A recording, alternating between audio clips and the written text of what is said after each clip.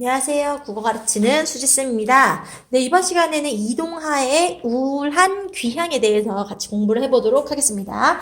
이 우울한 귀향은 제목 그대로입니다. 제목처럼 정말 우울한 귀향이에요. 지금 이 나가 나오는데, 자, 나가 현재예요. 네, 일단 현재. 현재의 나는요, 지금 가난한 문학도예요. 내가 사랑했던 여자가 있어요. 내가 사랑하던 은하라는 여자가 있는데 그 은하의 아버지는 나가 가난한 무닥도라는 이유로 나와 은하의 사이를 반대합니다. 그리고 어쨌든 현실이 지금 너무 슬프단 말이에요. 그런데 나에는 과거가 더 슬펐어. 그래서 얘가 그 과거의 기억과 이 현재에서 벗어나기 위해서 귀향을 합니다. 도시에서 귀향, 고향으로 네, 귀향을 합니다. 그러면 이 귀향을 해서는 뭘 하냐면 내가 그 과거의 어린 시절에 그 슬펐던 힘들었던 그 과거에서 벗어나기 위해서 그 과거의 사건을 소재로 소설을 쓰는 거예요. 소설. 네. 그래서 현재에서 이제 과거를 회상하면서 소설을 쓰는데 자, 소설을 씁니다. 그래서 이제 여기선 나가 나왔잖아요. 근데 여기선 나가 안 나옵니다. 이 소설의 내용에는. 네, 이 소설의 내용에는 윤이라는 등장인물이 나와요. 근데 이 윤이라는 등장인물은 바로 나의 어린 시절이에요. 그러면 시점이 여기선 나가 나왔으니까 몇 인칭인데? 1인칭인데, 그쵸? 여기선 1인칭인데, 여기선 몇 인칭으로 바뀌어요? 3인칭으로 바뀌어요. 네, 그래서 시점의 변화도 드러나고 있네요. 네, 그리고 이제 다시 현재로 돌아오게 되는. 네, 그래서 다시 도시로 돌아오게 되는 모습입니다. 네, 근데 이제 이 과거에서 어떤 사건을 소재로 그 소설을 쓰냐면 나에게 어린 시절에 친구들이 있었어요. 그 친구들의 이름이 수님이 그리고 철이 네, 이렇게 둘이 있었는데 얘네 둘의 그 가족이 몰락했어요, 얘네들은. 그러니까 어떤 사건이 있었냐면, 이거는 약간 6.25전쟁 그때로 넘어가는데, 이 과거가, 수니민의 아버지가 구장이었어요. 그러니까 좀 약간 그 마을에서 권력을 가지고 있었어요. 근데 그 권력으로 이 철이네를 엄청 괴롭혔던 거예요. 근데 그걸 보다 못해서 이제 이 철이의 형이 수니미의 아빠를 죽이게 됩니다. 네. 아무튼, 그래서 이제 살인자가 되니까 도피를 하게 되고요. 그리고, 철이 어머니는 그 이후에 죽게 되고요. 그리고, 이제 아빠는 이미 죽었잖아요. 그쵸? 형이 죽였으니까. 근데 수님이는요, 그 이후에 집안이 망하고, 나중에 어떤 절의 주지승한테 시집을 가게 됩니다. 그러면 이 주지승한테 시집을 갔다는 거는 이게 정상적인 결혼이 아니잖아요. 그쵸? 굉장히 불행한 어떤 삶을 살게 된 그런 인물들의 이야기를 소설로 그려냅니다. 그러니까 이 소설을 쓰는 것은 나의 어떤 상처를 극복하는 행위라고 할 수 있어요. 우리가 그 소설을 통해서 어떤 상처를 극복하는 행위를 하는 그런 소설을 알고 있는 게 있어요. 저만 아나요? 네. 병신과 머저리라는 소설이 있거든요. 그것도 나의 형이 6.25 전쟁에 참전을 해서 굉장히 어떤 그런 정신적인 상처를 입었어요. 그래서 소설이 아니라 그 상처에서 벗어나기 위해 그 형은 소설 쓰기를 합니다. 그래서 그 소설을 씀으로써 이 과거의 어떤 그런 상처를 극복하게 되는 이것도 마찬가지예요. 그런 나의 과거의 상처를 극복하기 위해서 소설을 쓰는 행위를 합니다. 그리고 이제 다시 현재로 돌아와서 난 도시로 돌아가게 되는데 근데 현재도 우울해요. 왜 그럴까요? 왜 우울할까요? 이제 현재 나와 같이 문학을 했던 학운이라는 친구가 있거든요. 근데 이 학운이가 나중에는, 죽게 돼요. 죽음을 맞게 돼요. 아무튼, 그래서 봐보세요. 이 제목이 우울한 귀향이잖아요. 지금 다 우울합니다. 뭐예요? 현재 상황도 우울하죠? 과거의 상황도 우울했죠? 그리고 다시 현재로 도시로 돌아와서도 어땠어요? 친구의 죽음. 그쵸? 굉장히 우울합니다. 그래서 이 소설은 좀 약간 암울한, 어두운 그런 소설이 되겠습니다. 자, 그리고 이 소설의 중요한 거 현재에서 과거를 회상하니까 당연히 역수행적 구성이고 그리고 시점이 변한다는 거예요. 시점. 보세요. 여기서 1인칭 나였어요. 그죠? 그리고 3인칭 윤에 대해서 이야기를 하니까 그죠? 그래서 1인칭 주인공 시점에서 3인칭 전지적 작가 시점으로 그리고 다시 1인칭으로 바뀌겠죠.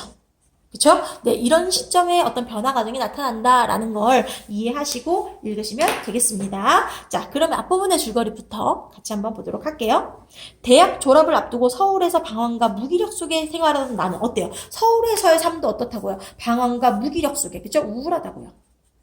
그래서 나는 급작스럽게 귀향을 결심합니다. 귀향한 나는 친구 건우의 집에 머물면서 어린 시절 자신의 자신인 윤이 겪었던 동무들의 비극을 소설로 써나간다. 됐죠? 이건 어떻게 보면 과거의 상처에서 벗어나기 위한, 그죠? 그런 행위라고 할 수 있다고 했습니다.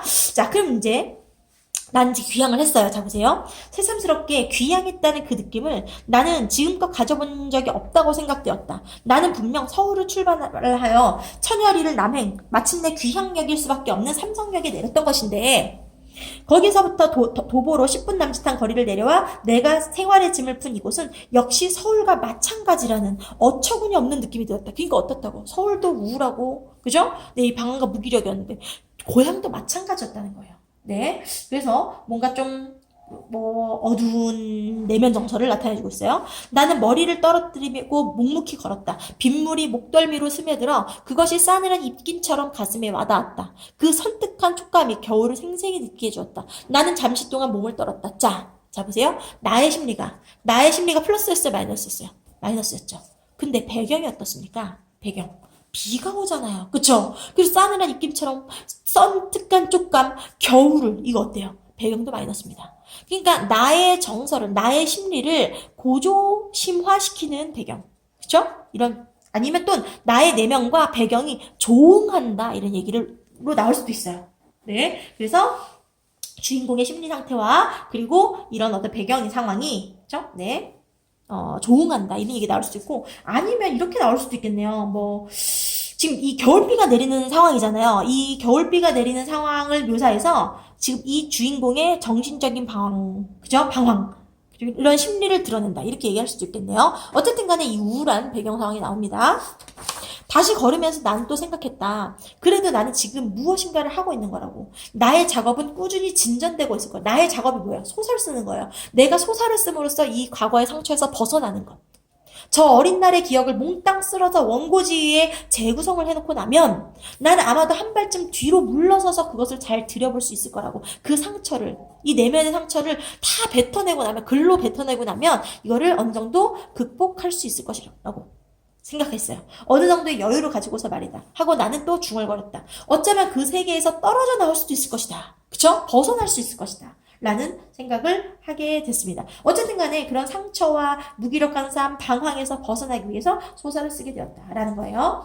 비가 좀 뜸해지는 것 같더니 가랑비로 바뀌었다. 어때요? 아까 전에 그죠? 비가 내리고 또 가랑비가 나오잖아요. 그쵸? 아까 뭐라 그랬어요? 조응한다 그랬죠. 근데 그러니까 나의 인물의 심리와 배경이 조응하고 있다 이런 얘기. 눈을 들어 하늘을 쳐다보려니 여린 새우가 가랑비예요. 네. 무연 허공에서 먼지처럼 푸살푸살 떨어져 내 얼굴을 적셨다. 그렇게 해종일 내린데도 뭐 괜찮을 거야 하고 나는 중얼댔다. 지금 한낮일 것이었다. 자욱한 새우 속에서 겨울 대낮은 침울하게 잠겨 있었다. 이거 어때요? 침울하대잖아요. 누구 심리처럼? 나의 심리, 그죠? 나의 심리와 배경이 뭐하고 있다? 조응하고 있다. 자, 그리고 지금 여기서 배경을 쭉 뭐하고 있어요? 묘사하고 있죠? 그죠? 배경 묘사를 통해 글쓴이가 아니라 나의 우울한 내면을 드러내고 있다. 이렇게 나올 수도 있겠네요. 배꽃마당이 있었다. 빗속에 그것은 너절해 보였다. 옹졸한 사내의 이마처럼 그것은 또 좁아 보이기도 했다. 동구의 제방이 오래전에 무너져 내려 그 돌과 흙더미가 상당한 면적을 빼앗아 버린 것이었다. 이게 다 묘사입니다. 네, 근데 이 묘사인데 어떤 모습을 묘사했어요? 고향의 모습이 굉장히 피폐해져 있잖아요. 그쵸? 막 좁아 보이기도 했고, 너절해 보였고, 그리고 제방도 어때요? 무너졌고, 그쵸? 그래서 흙더미가 상당한 면적을 빼앗아 버린 것이었다. 그래서 이런 피폐해진 고향의 모습을 묘사해서, 나의 인물의 우울한, 심리, 그쵸? 이거를 반영하고 있다. 이렇게 얘기할 수도 있겠네요. 네, 그 다음에 이제 여기까지가 현재입니다. 네, 현재 나가 고향으로 돌아온 거예요. 이제 고향에 돌아온 나는 이제 소설 쓰기를 하겠죠? 여기서부터가 바로 그 소설 속의 내용입니다. 자, 갑자기 싸늘한 촉감을 느끼고 유는 번쩍 눈을 떴다. 자, 이제 과거의 사건을 소설화했습니다. 그런데 이거 소설화했어요. 이게 윤이 주인공이에요. 그런데 이제 지금 윤이 좀 아팠어요. 아팠는데 싸늘한 촉감을 느끼고 눈을 번쩍 떴다. 온갖 것들이 비산하는 허공 속에서 수님이의 창백한 얼굴이, 아니 어머니의 근심 어린 얼굴이 어렴풋이 떠오른다. 이 말을 쓰면서 그녀가 이렇게 말했다. 이 아이가 병이 났나? 그러니까 어머니가 지금 이 아들이 병이 나 있는, 그러니까 좀 아파서 누워 있는, 그렇죠? 네, 이런 모습을 보고 걱정을 하고 있어요. 유는 몸을 뒤척이면서 정말 하고 뒤척였다. 난 병이라도 걸린 모양이다. 자, 이 난 병이라도 걸린 모양이다. 이거는 뭐냐면 이 윤의 심리를 직접적으로 제시한 거예요. 네. 유는 불쑥 이렇게 물었다. 엄마요, 수님이 시집 간다는 거 참말이가? 사투리 사용하고 있네요. 네. 엄마가 눈을 동그랗게 뜨고 한동안을 내려보더니 착 가라앉은 음성으로 말했다. 모를 일이제. 그렇다는 말이 다 있더라마는. 유는 몸을 엎드린 채 방바닥을 내려보면서 다시 물었다. 어디로 갈 낀데? 어디로 시집 가는데? 정영사 주지가 데려간다 카더라. 정영사라는 절에 주지 스님이 데려간다 카더라. 지금 어때요? 비정상적인 결혼을 하게 되는 거잖아요. 그죠? 거의 팔려가는 거예요. 비정상적인 결혼을 하게 된다. 워낙 풍파가 드센 집안이라, 그러니까 팔자가, 그죠? 팔자가 사나운 집안이라서 그 언니매로 혼처가 잘 나서지 않을 줄 알았는데, 그 언니처럼 혼처가 잘 나지 않을 줄 알았는데, 언니는 결혼을 못했구나. 그죠? 잘된 일이지로. 부처님 전에 시주하듯이 말이다. 어이고, 지금 이 수님이를 부처님한테 시주하듯이 말이다. 하기사 수님이가 어려서 좀 가엾긴 하다마는, 응? 그 언니가 됐더라면 좋았을 거를 주지 어른이 수님이 쪽을 원한다니 할 수 없는 일이지. 자, 여기서, 그죠? 네, 노코멘트 하겠지만, 어쨌든 이 주지 어른이, 왜 어린 수님이를, 그죠? 골랐네요. 네, 그래서 나는 꼬박 닷새를 알았다. 이 꼬박 닷새를 알았다는 것은 이 수님이에 대한 연민과 안타까움 때문이었을 거예요. 그동안 건호가 2번, 그리고 의외로 철이가 한 번 다녀갔다. 이제 나를 문병 온 거죠. 철이는 시종 말이 없었다. 아까 철이 얘기 나왔었죠? 철이의 형이 어떻게 했다 그랬어요? 철이 형이 그 수님이 아빠를 죽였다 그랬죠. 그죠? 그는 어릴 때와는 판이하게 변해 있었다. 어릴 때는 너무나 멋진 아이였는데 지금은 어때요? 너무나 우울하게 변해버렸어요. 돌지 않는 그네의 물방앗간이, 그것을 휩싸고 있는 어두운 공기가 그를 말없는 소년으로 만들어버린 모양이었다. 그 집안이 망하고, 그 철인의 집안이 망하고, 돌지 않는 그 철인의 집의 물방앗간, 그리고 그것을 휩싸고 있는 어두운 공기, 그를 말없는 소년으로 만들어버린 모양이다. 바람벽을 의지하고 묵묵히 앉아있는 그를 쳐다보면서 윤은 언젠가 그를 따라가서 본 적이 있던 그 공작의 세계를 생각해냈다. 윤이 이걸 생각해냈대요. 그쵸? 이거 뭐예요? 네, 전지적 작가 시점이라는 걸 보여주는 거죠. 네, 근데 그 공작의 세계는 야트막한 나무 상자 안에 마을이 있고 또 산이 있고 그와 부대끼던 사람의 모습이 모두 만들어져 있었다. 그러니까 뭐냐면 어떤 이런 박스 같은 데다가 막 마을의 모습을 막 찰흙, 고무찰흙 뭐 이런 걸로 만들어 놓은 거야. 마을 사람들, 그리고 뭐 집, 뭐 기차 뭐 이렇게 해가지고 만들어 놨어요. 네. 근데 철이는 우스꽝스러운 기차를 타고 있었는데 그 차는 흙으로 만들어진 것이어서 아직도 맨 그 자리에서만 달리고 있을 것이다. 성냥갑 같은 그 방앗간 지붕에 덩그렇게 누워있던 그의 엄마는 이제 치워졌을 것이다. 왜 그러냐면요. 엄마가 죽었거든요. 그래서 이 성냥갑 같은 방앗간 지붕에 누워있던 엄마는 치워졌을 것이다. 그녀는 이미 죽어버린 것이다. 그래서 수님의 아버지처럼 그 공작의 세계에서 추방당했을 것이다. 그럼 보세요. 죽은 사람은 이 공작 세계에서 어떻게 돼요? 추방을 당해요. 그죠? 그 다음에 이제 한번 볼게요. 어떤 얘기가 나오나? 그런데 그 형은 어떻게 되었을까 하고 유는 생각했다. 수님이 아버지가 죽던 날부터 그의 형은 마을에서 영영 사라져버린, 그러니까 수님이 아버지를 죽이고 영영 사라져버렸어요. 그 인상 깊던 나팔 소리와 함께. 그런 형을 철이는 왜 그 세계에다 남겨뒀을까? 아까 전에 죽은 사람 다 치워버린다 그랬잖아요. 그죠? 근데 그 공작 세계에 형을 남겨뒀어요. 그러면 형이 살아있을 것이다. 그죠? 살아있음을 암시하는 거죠. 그죠? 분명 물바퀴 아래쪽에 그의 형은 남아있었던 것이다. 네, 물바퀴 아래쪽에. 그 다음에 그것은 왜냐고 불쑥 물어보려다가 그만두었다. 시무룩하게 앉아있는 그를 건드리고 싶지 않았기 때문이다. 이거 다 누구의 심리예요? 윤의 심리예요. 그죠? 윤의 심리 묘사. 그러니까 이 소설 안의 내용은 어린 시절의 나이인 윤의 심리를, 그죠? 윤이라는 특정 인물의 심리를 쫓아가고 있는 거죠. 그죠? 네. 그는 윤의 얼굴을 멍청이 바라보다가 방바닥으로 시선을 내리깔았다가 또 어금니를 질겅질겅 씹어보다가 하더니 이런 거는 다 어떤 철이의 심리를 나타내겠죠. 근데 철이의 심리를 직접 제시했어요? 아니죠. 행동으로만 간접 제시했어요. 마침내 일어섰다. 그리고는 들어올 때처럼 아무 말도 없이 나가버렸다. 문 밖에 대돌부터 마당으로 신을 찍찍 끌고 가는 소리가 들렸다. 그러더니 다시 발소리가 가까우면서 문이 벌컥 열렸다. 딱딱하게 굳은 얼굴이 방 안으로 쑥 뒤밀어지면서 그가 불쑥 물었다. 수님이가 죽놈하고 혼이 난다제? 유는 고개를 조용히 머리를 끄덕였다. 그의 얼굴이 더욱 굳어지는 것 같았다. 시선을 내리깐 채 어금니를 질겅질겅 씹으면서 한동안 서 있었다. 문고리를 잡은 소리 여리게 떨었다. 호흡도 몹시 거칠어졌다고 윤은 생각했다. 그 얼굴이 휙 쳐들면서도 문득 이렇게 내뱉었다. 봐보세요. 윤의 심리는 어떻게 제시한다고요? 직접 제시. 윤의 심리는 직접 제시. 그리고 철이의 심리는 간접 제시. 간접 제시 또는 윤이 추측하는 거. 그쵸? 네. 그 다음에 그 얼굴이 휙 쳐들리면서 이렇게 문득 내뱉었다. 날 때부터 틀려먹은 종자들이지. 난 말이다. 말짱 까집어놓고 이 마실을 떠날 거야. 이 마을 너무 싫어. 네. 영영 떠나버릴 거야. 이렇게 얘기했어요. 문이 거칠게 닫히더니 마당을 뛰어가는 발자국 소리가 들려왔다. 유는 왜인지 모르게 몸을 부르르 떨었다. 그 며칠 후 참으로 놀라운 소식이 마을을 휩쓸었다. 철이놈의 형이 잡혔단다. 네, 철이 형이 살아있었다. 그리고 이제 검거됐어요. 수님이 아버지를 죽인 그놈이 잡혔단다 하고 마을 사람들은 남녀노소 할 것 없이 온통 흥분에 짙어들고 돌아들었다. 왜? 남의 얘기니까. 그쵸? 네. 남의 얘기니까 지금 이렇게 그죠? 이야기를 하고 있어요. 그 일로 해서 조용했던 마을은 다시 지난날의 백꽃마당 시절로 되돌아간 것 같은 그런 어떤 정신없는 분위기였어요. 그러나 그때 장본인들은 이미 마을에서 자취를 감춘 지 오래였다. 그쵸? 철이네 가족과 그 수님이네 가족 다 마을에서 자취로 감춘 지 오래였던 것이다. 수님이 아버지와 철이 엄마는 오래전에 죽어 땅속에 묻혔고, 철이 형도 그 끔찍한 날로부터 모습을 감춘 채 다시는 나타나지 않았고, 그리고 철이와 수님이도 이제 훨씬 자라버린 것이었다. 그런데도 소문은 맑은 몸무를 휘저어놓은 것처럼, 그쵸?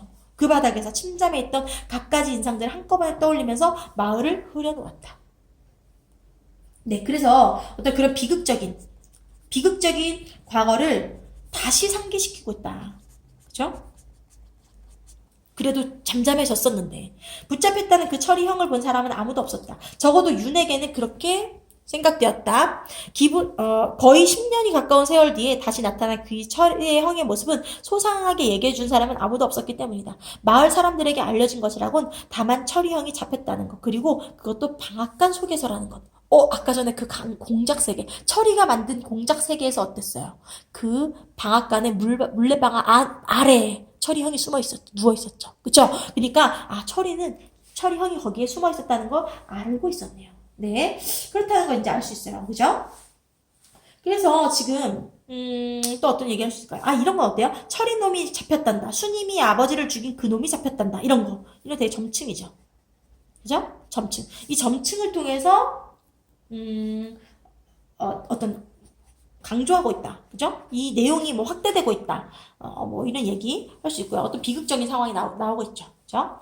네. 됐습니다. 그래서 지금 이게, 나가 이제 현재에서 과거를 떠올리면서, 어린 시절에 그 수님이네와 철이네 집에서 일어났던 어떤 비극, 그죠? 이것을, 윤의 심리를 중심으로, 그죠? 윤의 심리를 중심으로 내용을 전개하고 있다라는 거예요.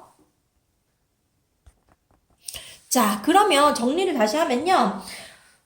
지금 시점이 변화하고 있다 그랬잖아요. 그죠? 시점. 근데 이게 현재에서 과거를 화상하고, 다시 현재로 돌아오는 구성인데, 이런 구성을 현대소설에서 이렇게 얘기합니다. 이 과거의 내용이 중심 내용이라면 이게 내화고, 그쵸? 내화고, 얘가 뭐예요? 얘가 외화입니다. 그쵸? 그렇게 외화 속에 내화가 들어있는 구성, 이걸 뭐라고 하죠?